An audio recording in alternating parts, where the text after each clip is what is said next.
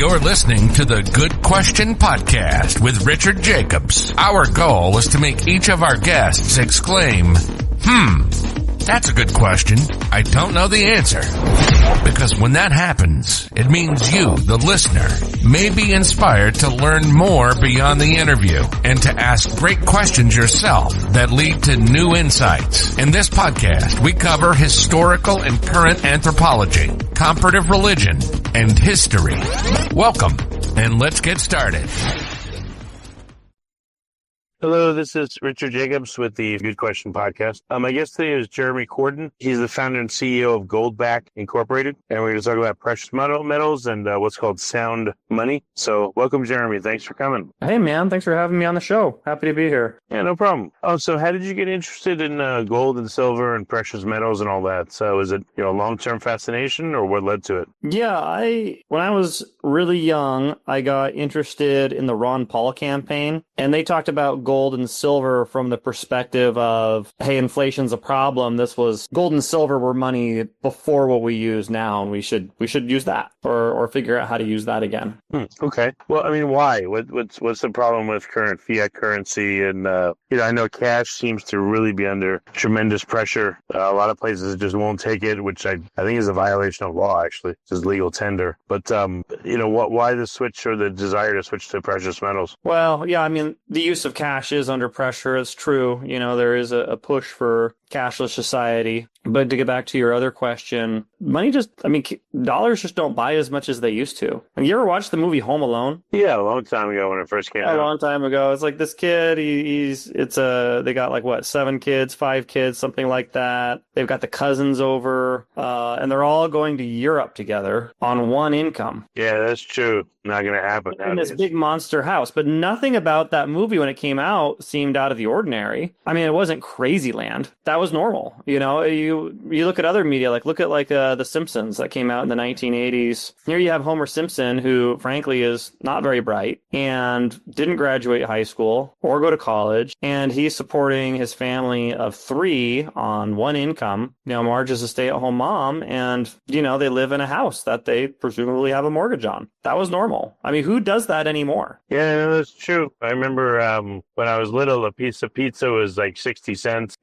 Gum was like 25 cents. Yeah, you could eat out 2 people for like 30, 40 bucks, no problem. Now it's like 80 or 100, really. The groceries we used to buy, groceries for a week was about 150. Now it's like 600 for the week. So yeah, things are going up like crazy. Yeah, I know, absolutely. I mean, it's kind of nuts, but you could say, well, everything is going up, but really, I think it's just the dollar going down. The dollar can buy less and less, and we're used to measuring everything in dollars. When I grew up in the 90s, having a 6-figure job was, that means you're doing very well. Oh yeah, big time. Yeah. 6 figures. And now if you make $100,000 a year, you do not enjoy that lifestyle anymore. You'd have to make about $350,000 a year to be equal to the $100,000 a year they made in the 90s in terms of purchasing power. And if you live in New York or California or any of the big cities, I mean, 100,000 nothing. You can't have a house in New York. The average house is like $4,000 a month, because of property taxes and everything. And yeah, I mean, I don't know how anyone lives. It's crazy. Yeah, well, it used to be that rent was about 20% of the income of one person, and now the average rent cost is closer to 100% of someone's income. It pushes everyone to either have roommates or to have 2 income working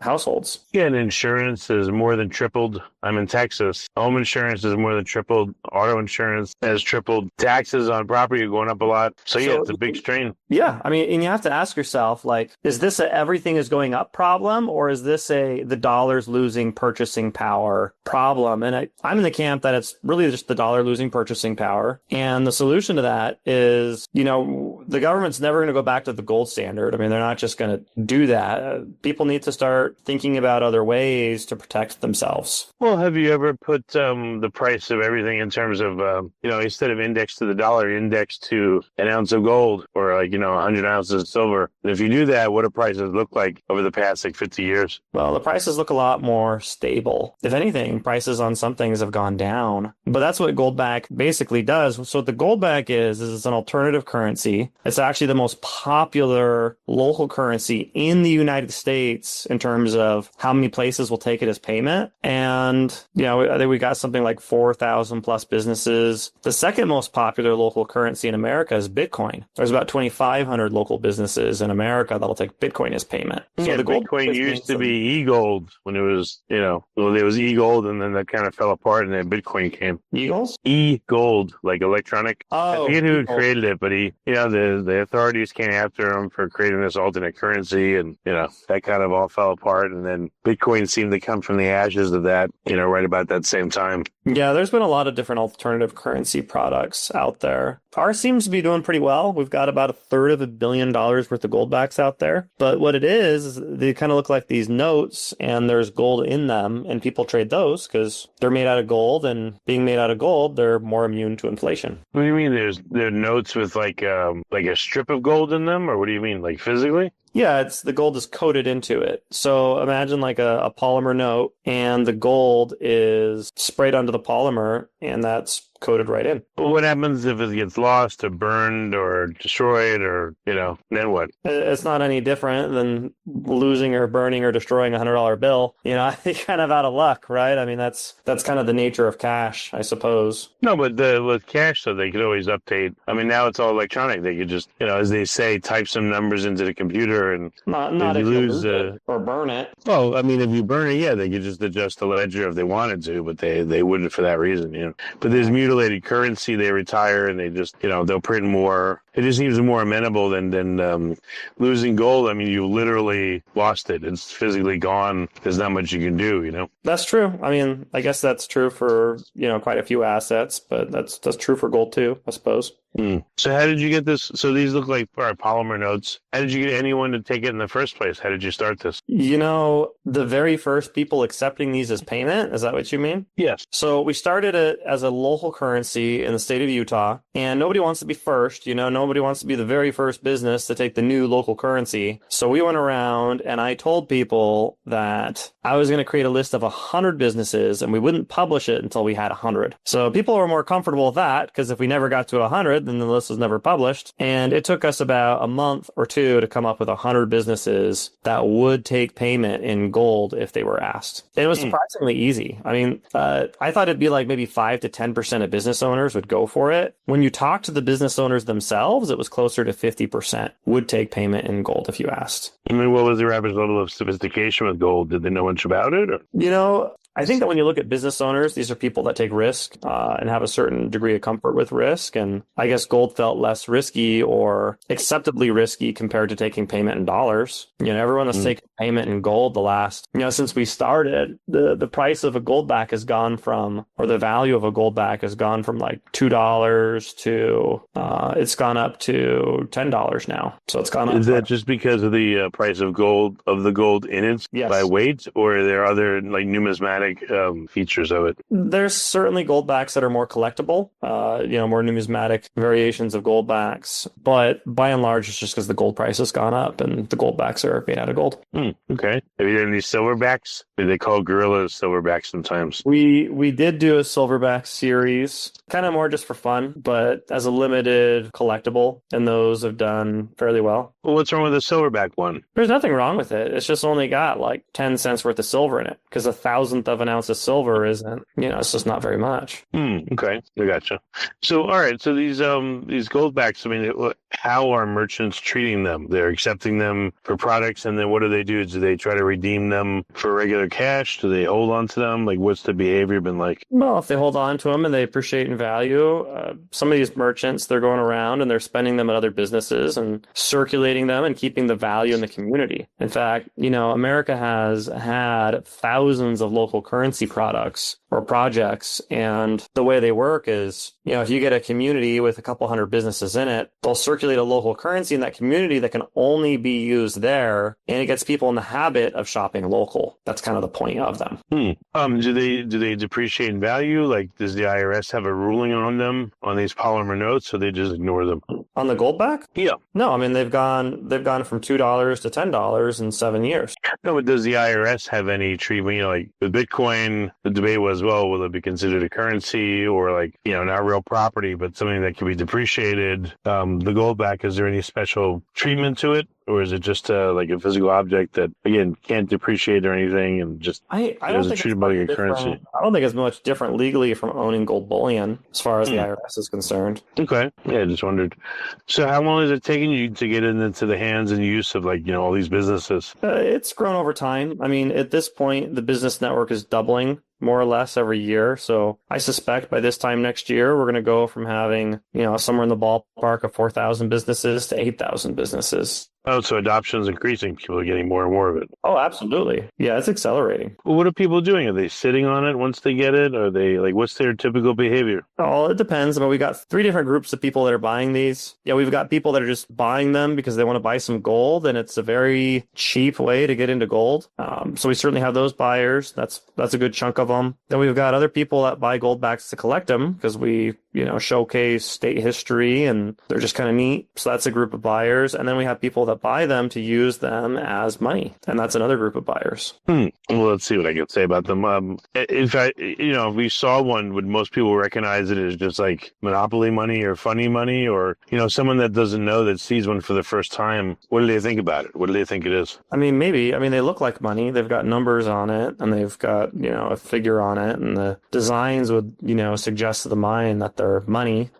So I guess it depends who you're talking to. Yeah, a lot of people get excited. Some people are kind of skeptical. Yeah, I guess it just kind of depends who you're dealing with. I guess it's just a good way it's a good way to build up gold. One thing I've found that's a problem is, you know, I've been told, oh, get gold, go get it. I've gone to the coin shop, I've gone online, but there's a pretty big spread. You know, even there's a market price, but getting it for the market price is like a totally different story from what the market price is. You know, there's usually a pretty big premium on it, so you're not able to buy, like, you know, if you're like, oh, gold has reached 3,000 an ounce, and you go out to a coin shop or whatever, or anywhere to get it online, you're going to pay quite a bit more than that. So it doesn't seem at all easy to get it for, you know, it's spot price. Well, spot price is the value of gold for a full ounce of gold. You know, we take that full ounce of gold and we split it into 2,000 pieces. And when you do that, you're just adding more value to the gold itself. And it's, you know, I mean, really the same is true for kind of anything. When you add labor and craftsmanship to a raw material, it adds value. And you see that with all fractional gold. Fractional gold carries a larger premium for it, but that premium stays with the value of the product itself. So if you're paying $10 for a Goldback, sure, if you melted it down and destroyed it, and you could turn it into a pellet that'd be worth $5. But if you own it as a Goldback, you're trading it not for $5, but for the full $10 of value. So there's not really a downside, because you can go to, you know, any one of these thousands of businesses and spend a Goldback for what you paid for it, or even get discounts for what you paid for it. I guess it's like the old silver quarters, and so, you know, they had some remnant of silver in them, so they have numismatic value, but they also have a bullion value. So same thing with these polymer notes. Yeah, I suppose. Is that accurate? Yeah, I mean, they just have a market value. Yeah. So what would be like a big milestone for their adoption? What would it look like? You know, hitting $100 million worth of Goldbacks out there was a big milestone. Hitting the first 1,000 businesses was a big milestone. Yeah, I suppose we got another milestone coming up when we have $1 billion worth of Goldbacks out there. And, you know, when we get 10,000 businesses, that's another milestone that could come up in the next year or so. Right. I mean, what are your plans? Anything big or special with, with these notes? Like, have you found a way that you think will increase adoption quite a bit? Or what's your thoughts? Yeah, we're definitely seeing an acceleration in adoption. We used to see maybe 5 businesses a day on average that would sign up to accept Goldbacks. We made like a lot of noise about that. Then it went up to about 10 businesses signing up per day. That was last month. So more like 300 businesses a month. And right now, during March, we're seeing more like 25 businesses signing up to take gold as payment every day, which is, a serious step up in terms of just how much traction this has. But where are they predominantly getting these from? It's not from customers, or is it from other businesses? Like they're trading services and using this as a currency? Like, Yeah, who are the early adopters? Yeah, they're willing to take payment from customers for Goldbacks. So I was at a general store today, and I was able to buy eggs and milk for gold, and they're willing to take it as payment. Huh. What kind of gold? Did you give them the notes, or just literally a physical piece of gold? No, it's just a gold in the form of Goldbacks. Okay. Well, how do people know that they're like, again, not to be mean, but they're on the up and up? I mean, how well known are Goldbacks? I haven't heard of them. Doesn't mean I know everybody, of course, but well, how well are they known? They're the number one most produced gold product in the United States. Oh, really? Okay. They're the number one, and it's not by a little bit. It's by quite a lot.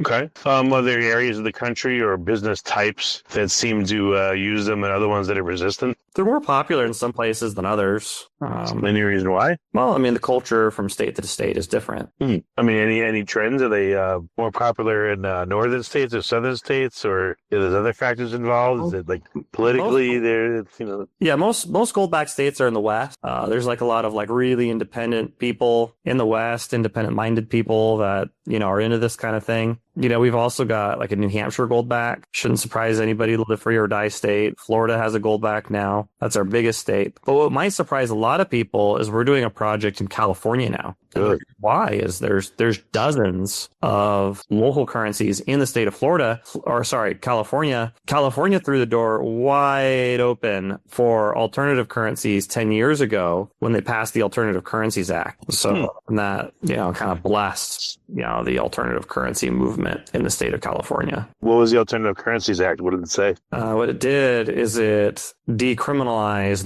local or alternative currencies in the state of California. Oh, was there any reason given for the bill, or like I'm surprised that any government would support it? Believe it or not, local currencies are really popular in like especially blue states, and it's kind of that whole keep your money local, screw big corporations sentiment. Businesses. So, there's been local currency projects in New York, and Massachusetts, California, Oregon, and a lot of the laws, are downstream of culture, right? Where they recognize and bless local currency projects, which that's essentially what Goldback is. It's just a series of local currencies. Have you seen as the price of gold is going up that also correlates with more interest in the Goldback? Yeah, I think so. But the price of gold going up isn't being driven by the American consumer. It's being driven by foreigners. It's being driven by people in India and in China and Europe. Other parts of the world are driving the price of gold up right now. Well, I've heard that a lot of countries are, accumulating as much gold as they can. Yeah, so is that the source of its price going up? Yeah, possible. Okay. Well, what do you think is going to happen with like dollar dominance and gold over the next coming years? Do you think it's going to be a big shift, or what do you think it'll look like? I don't know, man. That's anybody's guess. I'm just a local currency guy that made a credible currency out of gold. It's just an option for people. I'm not going to pretend I know any more about macro politics than anybody else. Well, I mean, do you think this will be actually the preferred way to own and move gold is through these notes instead of like, having, 1 ounce pieces at home in your drawer or, Well, I mean, how many people can afford $500 for an ounce of gold? Yeah, no, that's crazy. It's a lot. So what are the denominations of the Goldbacks are what? The same as the US dollar? 20s, 5s, 10s, or what are they? They are not the same as the US dollar. We've got a 25 note, for example. We've got a 10, a 5, a 1, a half, a quarter, and 100. Okay. So close to the dollar, but not the same. Is there any point in having larger denominations, like a $500 one or $1,000 one? No, because 1,000 Goldbacks would be a full ounce of gold. Because every Goldback is 1/1000th. Oh, I didn't realize it. Yeah, I mean, with Bitcoin, they have like 10 to the 8th. The division is tremendous. Why not have like finer gradations of value instead of, 1 in 1,000? Why not 1 in 10,000 or 100,000? In terms of an ounce of gold? Yeah, like the bills, like you said, they don't, you don't have $500 equivalents or $1,000 equivalents. Why not again make finer gradations so you could have more denominations? Well, we go down about as small as you can. We go down to 1/4000th of an ounce of gold. And to give you some context, if you were to melt that down and put it into a pellet, That's about $1.25 worth of gold. Mm. And if you go smaller than that, I mean, now you're spending all this money to laminate and protect, pennies worth of gold. I mean, it's diminishing returns at some point. Yeah, it doesn't make any sense. Yeah. How is the gold again integrated into the Goldback? Is it, you said it's like sprayed on like a thin layer or what? Yeah, it's vacuum deposition. So vacuum deposition is, you have a target that's hit with a laser and that deposits the gold all over. Does it rub off with use or holding on to it, or is it pretty stable? Nope. It's locked between two layers of polymer, one on either side. Interesting. Very cool. So where in the U.S. is this adopted most? If you look at it in terms of businesses and users per million people, I'd say the highest usage per capita is in Wyoming, New Hampshire, and Utah. Oh, wow. Okay, very interesting. And so, what's the best place for people to get some Goldbacks? You can get them online. We've got a bunch of online dealers. Okay, so people just buy Goldbacks online, and that's the best way to find it. Yeah, if you go to goldback.com, there's a big list of people you can buy them from. What about if I go into a business? How do I know if they're going to accept it? Is there any signage that says that now, or? Yeah, you can download the Goldback app, and it'll suggest to you places nearby that might take Goldback. Some places have lots of choices, and some places have two, and you wouldn't use either business, but it is growing. Oh, interesting. No, very cool. Very, very cool. So what's one great repository or place for people to find it? Just do a Google search, or what else can they do? Yeah, I'm a wholesaler, so I don't think I'd refer a specific dealer for Goldback. There's hundreds of precious metals dealers that sell Goldbacks. Yeah, I'm looking on Money Metals. I see like Utah ones, Wyoming, South Dakota, Oklahoma. That's pretty cool that it goes by state. Yeah, the beautiful designs on them. Really nice. 1/1000. Yeah, these are really cool. Very, very interesting. How many years have they been out? Do they have are they dated just like regular currency, the year that they were made? Mm-hmm. Yep. What was the first year that these things came out? 2019. Okay. Oh, are the first ones that came out in 2019, are they worth more than the more modern ones? Yeah, I mean, they're worth more because we didn't make that many that year, so they're more collectible. Okay, so they do have some numismatic value. Yeah, they certainly do. Oh, so only 2019, not too long. Wow. Yeah, it didn't take long, but it's really blown up since then. Yeah, that's great. Okay. Well, what's the best way for people to follow up on your work in particular and to find out more? Like, what's the best starting point? Best resource is probably goldback.com. Goldback.com. Okay. Well, very good. Any other questions I should have asked you, or you think we're good? No, I think we're good. I appreciate your time. Okay. Yeah, no, thanks so much for coming on the podcast. If you like this podcast, please click the link in the description to subscribe and review us on iTunes.